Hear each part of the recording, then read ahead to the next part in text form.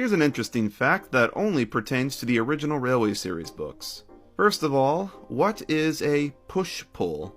Usually when a train reaches the end of the line, the engine has to run around the train to the other end to pull it back down the line, usually going backwards.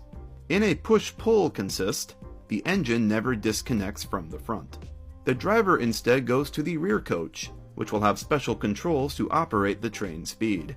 The engine then pushes the train in reverse back down the line. It pulls it one way and pushes it the other. In the TV show, Thomas is always depicted as pulling Annie and Clarabelle going forwards. He is never seen running around and pulling them in reverse.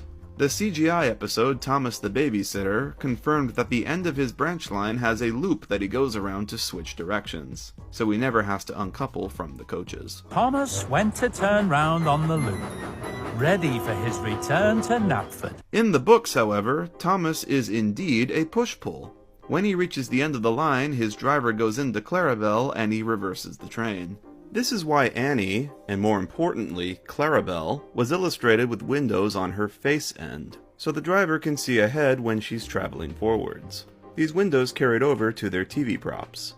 As we can see in various illustrations, Thomas is pushing Annie and Clarabelle in reverse, such as here, or has a red tail lamp on his front, such as here, signifying he's going in reverse, and his front is the rear of the train.